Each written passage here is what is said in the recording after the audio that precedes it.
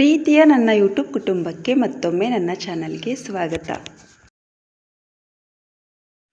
ನಾನು ನಿನ್ನೆ ವಿಡಿಯೋದಲ್ಲಿ ಹೇಳಿದ್ದೆ ಹುಣಸೆ ಹಣ್ಣನ್ನು ತೆಗೆದುಕೊಂಡೆ, ಒಂದು ಕೊಳಗ ಅಳಿಸ್ಕೊಂಡೆ ಅಂತ. ನಾನು ಹೋದೆ, ನನಗೆ ಸರಿಯಾಗಿ ಅಳಿಸ್ಕೊಳ್ಳೋಕೆ ಬರಲ್ಲ ಅಂತ ಹೇಳಿ ಅತ್ತೆನೇ ಹೋಗಿ ಅಳಿಸ್ಕೊಂಡು ಬಂದರು. ಒಂದು ಕೊಳಗಾಗೆ ಕೇವಲ 100 ರೂಪಾಯಿ. ಒಂದು ಕೊಳಗ ಹುಣಸೆ ಹಣ್ಣಿಗೆ 2 kg ಬರುತ್ತೆ. ಈ ಬಿಸಿಲಿಗೆ ಒಂದಿನ ಮಾತ್ರ ಒಣಗಾಕಿದ್ರೆ ಖಾರದ ಪುಡಿ ಸಾಮಾನು ಸಾಕು, ಒಂದೇ ದಿನದಲ್ಲಿ ಒಣಗಿಬಿಡುತ್ತೆ. ಎಷ್ಟು ಬಿಸಿಲಿದೆ ಅಂತ ನಿಮಗೆಲ್ಲ ಗೊತ್ತೇ ಇದೆ. ನಾನು ಹೇಳ್ದಾಗೆ ಪ್ರತಿ ವರ್ಷ ಅಮ್ಮನೇ ಖಾರದ ಪುಡಿ ಬಿಡಿಸ್ಕೊಡ್ತಿದ್ದಿದ್ದು. 1-2 ಸಲ ಮಾತ್ರ ಮದುವೆ ಆಗಿ ಈಗಿನವರೆಗೆ 2 ಸಲ ಮಾತ್ರ ನಾನು ಖಾರದ ಪುಡಿ ಮಾಡಿಸ್ಕೊಂಡಿರೋದು. ಅದು ಮಾಂಸ ಸಾರು ಪುಡಿ ಅಂದರೆ ತರಕಾರಿ ಪುಡಿ ಮಾತ್ರ.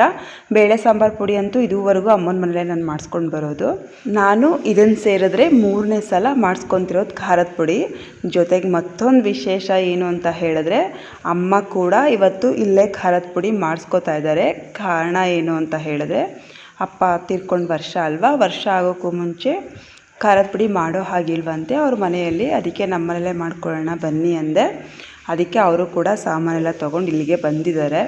ಸದ್ಯಕ್ಕೆ ಇವತ್ತು ಕೋತಿ ಯಾವುದೂ ಬಂದಿಲ್ಲ. ಪ್ರತಿದಿನ ಕೋತಿಗಳಿದ್ದೇ ಇರುತ್ತೆ ನಮ್ಮ ಮನೆ ಅಕ್ಕಪಕ್ಕ.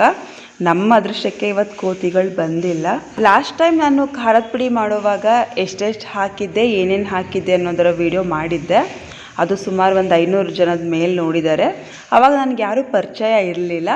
ಇವಾಗ ನನಗೆ 200 ಜನ ನೋಡಿದ್ರು ಕೂಡ ತುಂಬ ಹತ್ತಿರ ಆಗಿದ್ದೀರ ಅಲ್ವಾ, ನನಗೆ ತುಂಬ ಖುಷಿ ಆಗುತ್ತೆ. ಮೊದಲೆಲ್ಲ ಖಾರದ ಪುಡಿಗೆ ಕಡಲೆಕಾಳನ್ನು ಹುರಿದು ಹಾಕ್ತಿದ್ದಿದ್ದು. ಇವಾಗೆಲ್ಲ ನಾವು ಕಡಲೆಬೇಳೆಯನ್ನೇ ಹಾಕೋದು, ಕಡಲೆಕಾಳು ಹಾಕೋದೇ ಬಿಟ್ಬಿಟ್ಟಿದ್ದೀವಿ. ಕಡಲೆಕಾಳು ಖಾರದ ಪುಡಿಗೆ ಹುರಿದಾಗ ಎಲ್ಲರಿಗೂ ಮನೆಗೆ ಸ್ವಲ್ಪ ಅಂತ ಎಲ್ಲರಿಗೂ ಸ್ವಲ್ಪ ಹಂಚ್ಕೊಂಡು ಬರೋರು. ಮನೇಲಿ ಖಾರದ ಪುಡಿ ಮಾಡ್ತಿದ್ದಾರೆ ಅಂದರೆ ನಾವು ಹುರಿದ ಕಡಲೆಕಾಳಿಗೋಸ್ಕರನೇ ಕಾಯ್ಕೊಂಡಿರೋವು.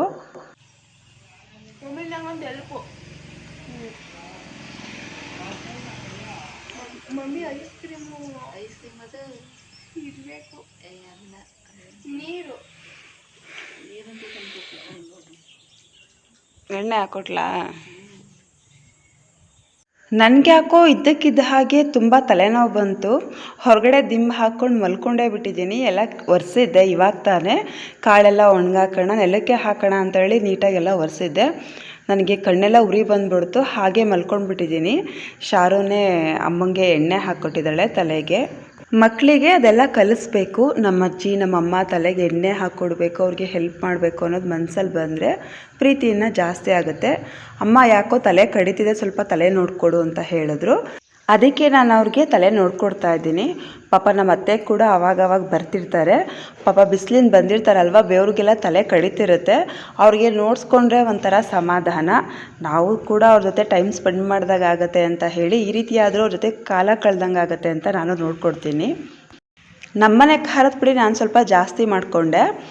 2 kg ಧನಿಯಾಗೆ 2 kg ಮೆಣಸಿನ್ಕಾಯಿ ಹಾಕಿದ್ದೀನಿ. ಅರ್ಧ kg ಬ್ಯಾಡಗಿ ಮೆಣಸಿನ್ಕಾಯಿ ಮತ್ತು 100 ಗ್ರಾಮ್ ಮೆಂತ್ಯ ಅಂದರೆ ಅಮ್ಮ ಹೇಳಿದ್ದು ಹಾಕಿದ್ರೆ ಚೆನ್ನಾಗಿರುತ್ತೆ ಅಂತ. ಲಾಸ್ಟ್ ಟೈಮ್ ಹಾಕಿದ್ದೆ, ತುಂಬ ಚೆನ್ನಾಗಿತ್ತು. ಅದಕ್ಕೆ ಈ ಸಲ ಕೂಡ ಹಾಕಿದೆ. ಕಡಲೆಬೇಳೆ 2 ಪಾವು ಹಾಕಿದ್ದೀನಿ.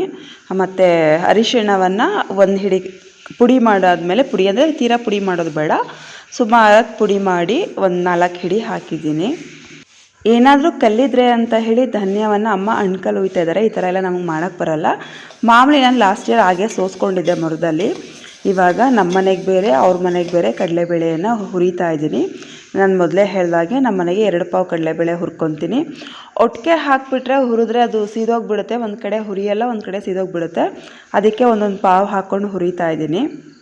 ಈ ಸಲ ಚುರುಕು ಮೆಣಸಿನ್ಕಾಯಿ ತೊಗೊಂಡಿದ್ದು, ಯಪ್ಪ ಕೈ ಕಾಲು ಎಲ್ಲ ತುಂಬಾ ಹುರಿ ಬಂತು. ಇಷ್ಟು ವರ್ಷ ನಾವು ಖಾರದ ಪುಡಿ ಬಿಡಿಸಿದಾಗ ಅಷ್ಟೆಲ್ಲ ಏನು ಹುರಿ ಬಂದಿರಲಿಲ್ಲ. ಈ ಸಲ ಅಂತೂ ನಮಗೆ ತಡೆಯೋದಕ್ಕೆ ಆಗ್ತಿರ್ಲಿಲ್ಲ, ಅಷ್ಟೊಂದು ಹುರಿ ಬಂದಿತ್ತು ಕೈ ಕಾಲೆಲ್ಲ. ಮನೇಲಿ ಖಾರದ ಪುಡಿ ಇಲ್ಲ ಅಂತ ಅಂದರೆ ಯಪ್ಪ ಏನು ಸಾಂಬಾರು ಮಾಡೋದು ಅಂತ ಅನ್ನಿಸ್ತಿರುತ್ತೆ. ಖಾರದ ಪುಡಿ ಒಂದಿದ್ದರೆ ಆರಾಮಾಗಿ ಏನೋ ಒಂದು ಸಾಂಬಾರು ಮಾಡಿಬಿಡ್ಬೋದು. ಅಟ್ಲೀಸ್ಟ್ ಟೊಮೊಟೊ ಗೊಜ್ಜಾದರೂ ಮಾಡಬಹುದು. ಅರಿಶಿಣ ಏನು ಫುಲ್ಲು ಹುರಿಯೋ ಹಾಗಿಲ್ಲ, ಜಸ್ಟ್ ಕೆಚ್ಚುವಾಗಿ ಈಸಿ ಆಗಲಿ ಅಂತ ಹೇಳಿ ಸ್ವಲ್ಪ ಬೆಚ್ಚಗೆ ಮಾಡ್ಕೋತಾ ಇದ್ದೀನಿ ಅಷ್ಟೇ. ಅಮ್ಮ ಮೆಣಸಿನ್ಕಾಯಿ ತೊಗೊಂಡಾಗ ಅವ್ರ ಹತ್ರ ಮೆಣಸಿನ್ಕಾಯಿ ಬೀಜ ಇಸ್ಕೊಂಡಿದ್ರಂತೆ. ಸ್ವಲ್ಪ ಖಾರವಾಗಿ ಬರುತ್ತೆ, ಸ್ವಲ್ಪ ಉಳಿಸುತ್ತೆ ಖಾರದ ಪುಡಿ ಅಂತ.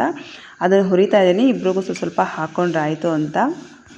ಹೆಣ್ಮಕ್ಳಿಗೆ ಏನು ಕೆಲಸ, ಮನೇಲಿರೋದು ಆರಾಮಾಗಿರ್ತಾರೆ ಅನ್ನೋದಲ್ಲ, ಇದೆಲ್ಲ ಪ್ರಿಪ್ರೇಷನ್ ಮಾಡ್ಕೊಳ್ಳುವಷ್ಟರಲ್ಲಿ ಒಂದಲ್ಲ ಒಂದು ಪ್ರಿಪ್ರೇಷನ್ ಇದ್ದೇ ಇರುತ್ತೆ. ಈ ಬೇಸಿಗೆ ಬಂದ್ರಂತೂ ಹಪ್ಪಳ ಮಾಡ್ಕೊಳ್ಳೋದಿರ್ಬಹುದು ಅಥವಾ ಹರಳೆಣ್ಣೆಯಿಂದ ಎಣ್ಣೆ ಮಾಡ್ಕೊಳ್ಳೋದಿರ್ಬೋದು, ಅದೆಲ್ಲ ಇರುತ್ತೆ.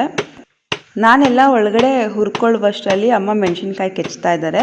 ಮೆಣಸಿನ್ಕಾಯಿ ಕೆಚ್ಚದೇ ಇದ್ದಿದ್ರೂ ಆಗೋದು, ಯಾಕಂದರೆ ನಾವು ಮಿಲ್ಲಿಗೆ ತೊಗೊಂಡು ಹೋದಾಗ ಅಲ್ಲೂ ಸಹ ಪುಡಿ ಮಾಡಿಕೊಂಡ್ರು ಅವರು. ನಿಮಗೆಲ್ಲ ಗೊತ್ತಿರೋ ಹಾಗೆ ನನಗೆ ಮನೆಯೊಳಗಡೆ ಒಳ್ಕಲ್ಲಿಲ್ಲ, ಅದರಿಂದ ಹೊರಗಡೆನೇ ಕಲ್ಲಲ್ಲಿ ಕೆಚ್ಕೊತಾ ಇದ್ದೀನಿ, ಚಪ್ಪಟಿ ಕಲ್ಲ ಮೇಲೆ. ಆಮೇಲೆ ಮಕ್ಕಳು ಶಾಸ್ತ್ರ ಸಂಬಂಧ ಬಂದಾಗ ಒಂದು ರೆಡಿಮೇಡ್ ಒಳ್ಕಲ್ಲಿ ತೊಗೋಬೇಕು ಅಂತ ಅಂದ್ಕೊಂಡಿದ್ದೀನಿ. ಅಲ್ಲಿವರೆಗೇನು ಅವಶ್ಯಕತೆ ಇಲ್ಲ ಅಂತ ಸುಮ್ಮನೆ ಇದ್ದೀನಿ. ಈ ಖಾರದ ಪುಡಿಯನ್ನು ಎಲ್ಲವನ್ನು ಸೇರಿಸಿ ಮಿಕ್ಸ್ ಮಾಡುವಷ್ಟರಲ್ಲಿ ಕೆಮ್ಮಿ ಸಾಕಾಗತ್ತೆ. ಅಮ್ಮನ ಮನೆ ಖಾರದ ಪುಡಿ ಸಾಮಾನು ಸ್ವಲ್ಪ ಇದ್ದಿದ್ದರಿಂದ ಒಂದು ಸ್ಟೀಲ್ ಬಾಕ್ಸ್ಗೆ ಹಾಕ್ಕೊಂಡೆ. ಬರೋವಾಗ ನಮ್ಮ ಖಾರದ ಪುಡಿ ಅದಕ್ಕೆ ಹಾಕ್ಕೊಂಡ್ರೆ ಆಯ್ತಂತ. ನಮ್ಮನೆ ಖಾರದ ಪುಡಿ ಸ್ವಲ್ಪ ಜಾಸ್ತಿ ಇದ್ದಿದ್ದರಿಂದ ಚೀಲದಲ್ಲೇ ಮಿಕ್ಸ್ ಮಾಡಿಕೊಂಡೆ.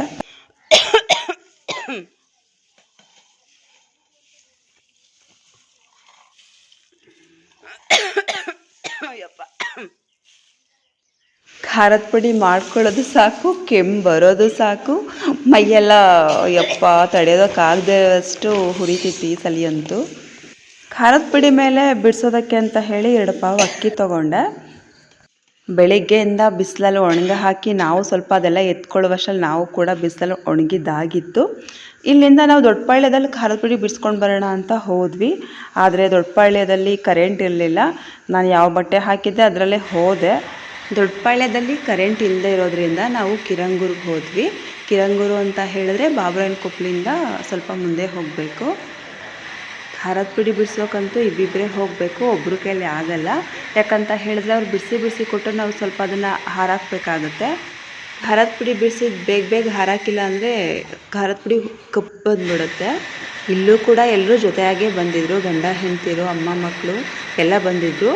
ಇಲ್ಲೊಬ್ಬರು ಖಾರದ ಪುಡಿ ಬೇರೆ ಅಂದರೆ ಮೆಣಸಿನ್ಕಾಯಿ ಬೇರೆ, ಧನಿಯಾ ಪುಡಿ ಬೇರೆ, ಕಡಲೆಬೇಳೆ ಬೇರೆ ಬಿಡಿಸ್ತಿದ್ರು. ಯಾಕೆ ಅಂತ ಕೇಳಿ ನೋಡಿ ಎಷ್ಟು ಕಲರ್ ಆಗಿದೆ ಖಾರದ ಪುಡಿ. ಯಾಕೆ ಅಂತ ಕೇಳಿದಕ್ಕೆ ಏನೋ ಫಂಕ್ಷನ್ಗಂತೆ ಭಟ್ರು ಆಗಿ ಬಿಡಿಸೋದಕ್ಕೆ ಹೇಳಿದ್ರು ಅವ್ರಿಗೆ. ಅಮ್ಮನ ಮನೆ ಖಾರದ ಪುಡಿ ಸ್ವಲ್ಪ ಕಲರ್ ಚೆನ್ನಾಗಿ ಬಂತು. ನಮ್ಮನೆ ಖಾರದ ಪುಡಿ ಸ್ವಲ್ಪ ಕಲರ್ ಡಿಮ್ ಆಯಿತು. ತುಂಬ ಏನು ಡಿಮ್ ಆಗಿಲ್ಲ, ಸಾಕು ಅನಿಸುತ್ತೆ. ಅಲ್ಲಿಂದ ಬಂದಮೇಲೆ ಖಾರದ ಪುಡಿ ಆಡ್ಕೊಂಡ್ಬಿಟ್ಟೆ. ಆಡಿ ಯಾವ್ಯಾವ ಬಾಕ್ಸಿಗೆ ಬೇಕೋ ಆ ಬಾಕ್ಸಿಗೆ ತುಂಬಿಟ್ಬಿಡೋಣ, ಆಮೇಲೆ ಸ್ನಾನ ಮಾಡ್ಕೊಳ್ಳೋಕೆ ಸರಿ ಹೋಗುತ್ತೆ ಅಂತ ಹೇಳಿ ನಾನು ತುಂಬಿಟ್ಟೆ. ನಾನು ಮಾಡ್ಕೊಂಡಿದ್ದ ಅಳತೆಗೆ ಕರೆಕ್ಟಾಗಿ 7 ಸೇರು ಖಾರದ ಪುಡಿ ಆಯಿತು. ಅಂದರೆ ಅಕ್ಕಿ ಬಿಡಿಸಿದಿತ್ತಲ್ಲ, ಅಕ್ಕಿ ಬಿಡಿಸಿದ್ನು ಕೂಡ ಒಂದ್ರಿ ಮಾಡಿಕೊಂಡೆ. ಅದರಲ್ಲಿ 1/4 ಪಾವಷ್ಟಿತ್ತು. ಸೊ ಹೆಚ್ಚು ಕಮ್ಮಿ 8 ಸೇರು ಆಯಿತು.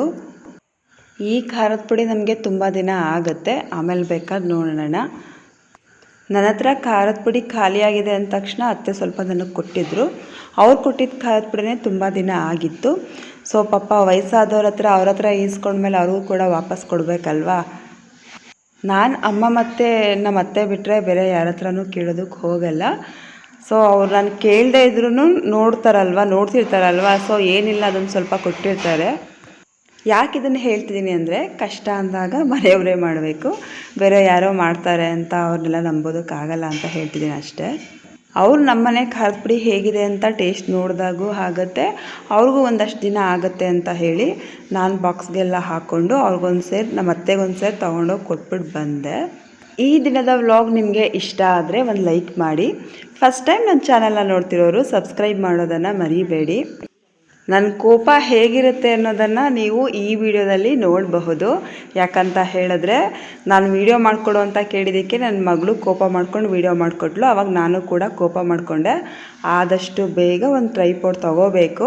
ಯಾಕಂತ ಹೇಳಿದ್ರೆ ವಿಡಿಯೋ ಮಾಡ್ಕೊಡೋದಾಗ ಎಲ್ಲರೂ ಬೇಜಾರು ಮಾಡ್ಕೊತಾರೆ. ಅದನ್ನು ತೊಗೊಂಡ್ಬಿಟ್ರೆ ಆರಾಮಾಗಿ ಅದರಲ್ಲೇ ನಾನು ಹೇಗೆ ಬೇಕು ಹಾಗೆ ಸ್ಟ್ಯಾಂಡ್ ಮಾಡ್ಕೊಂಡು ಮಾಡ್ಕೋಬಹುದು.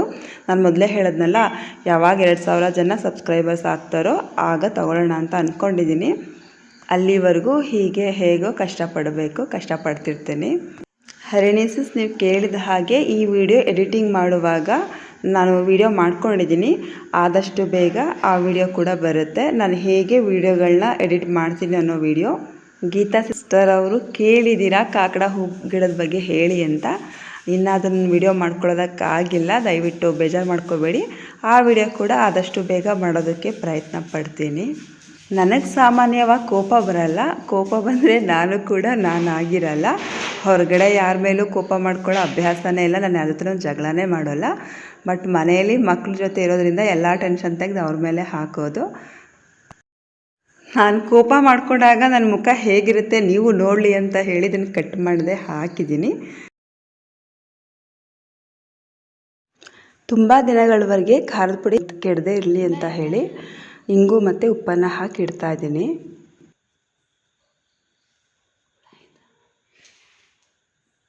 ಹೊಸ ಖಾರದ ಪುಡಿ ಹೇಗಿದೆ ಅಂತ ಟೇಸ್ಟ್ ನೋಡೋದಕ್ಕೆ ಅಂತ ಇವತ್ತು ತರಕಾರಿ ಸಾಂಬಾರು ಮಾಡಿದ್ದೆ. ಸ್ವಲ್ಪ ಖಾರ ಇದೆ. ಇಲ್ಲಿಗೆ ಇವತ್ತಿನ ವ್ಲಾಗ್ ಮುಕ್ತಾಯವಾಗ್ತಿದೆ. ಧನ್ಯವಾದಗಳು.